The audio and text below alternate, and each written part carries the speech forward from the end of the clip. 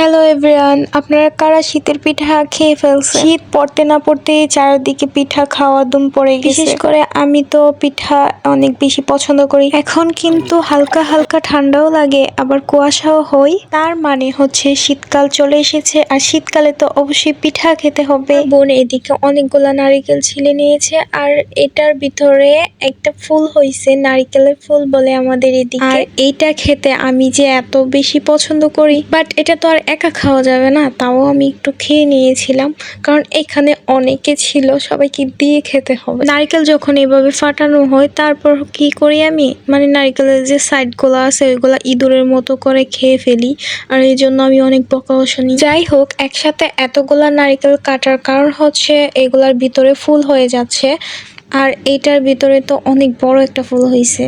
এই যে আমি আপনাদেরকে একটা ইম্পর্টেন্ট জিনিস শিখাই দিয়েছি, নারকেল যখন আপনার ঘরে অনেকগুলো থাকবে তখন এগুলা নষ্ট হওয়ার আগে এভাবে কেটে নেবেন। নেওয়ার পর নারকেলের যে পানিটা আছে ওইটা কিন্তু খেয়ে ফেলবেন না, এটা রেখে দিবেন জমা করে। ওয়েট আরেকটা কথা, এখানে কিন্তু আমার সিস্টার এইগুলাকে নারকেলগুলাকে ভালো করে ছিলে নিয়ে ফাটাইছে। মাশাআল্লাহ, খুব শক্তিশালী মানুষ, আমি হলে তো জীবনেও পারতাম না। এই জন্যই আমার থেকে সব থেকে বেশি বকা আমি খাই, বাট আমি কিন্তু অনেক সুন্দরভাবে সবকিছু গুছিয়ে ভাগাভাগি করতে পারি। এই যে আমি এখানে ফুলটাকে অনেকগুলা ভাগ করছি, করে সবাইকে দিয়ে দিচ্ছি, কারণ একা তো খাওয়া যাবে না।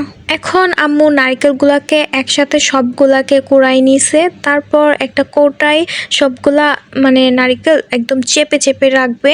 এমন কুড়ানো নারকেল চিনি প্লাস গুঁড়ো দুধ দিয়ে খেতে অনেক বেশি পছন্দ করি আমি। এখন আম্মু নারকেলগুলাতে নারকেলের যে পানিটা ওইটা ছেঁকে দিয়ে দিবে, এতে করে না আপনারা অনেক দিন পর্যন্ত এগুলাকে রেখে খেতে পারবেন। এগুলা আর ফোমি হবে না একদম, মানে ফ্রিজে এমনিতে যদি আপনি রাখেন না, তাহলে নারকেলটা একদম ফোমের মতো হয়ে যাবে, আর টেস্টটাও পাবেন না। আর এভাবে যদি সংরক্ষণ করে রাখেন, তাহলে আপনি পুরা শীতের মধ্যে পিঠা বানিয়ে খেতে পারবেন এভাবে। আর যেমনটা নারকেলটা রাখবেন সেম এমনই থাকবে ওই নারকেলের পানিটার জন্য। আর হ্যাঁ, এটা কিন্তু অবশ্যই ডিপে রাখতে হবে। এখন আম্মু ভাপা পিঠা বানাবে, এই জন্য চালের গুঁড়াটাকে অল্প কিছুটা পানির সাথে লবণ মিক্স করে তারপর এটাকে প্রসেস করে নিচ্ছে, মানে ভাপা পিঠার জন্য যেভাবে চালের গুঁড়াটা হয় না এমন করে নিচ্ছে। আর এটা নাকি অল্প অল্প পানি দিয়ে করতে হয়, তারপর এটা কি চেলে নিচ্ছে, আর এটা দেখতে সেম এমন হবে ভাপা পিঠার জন্য।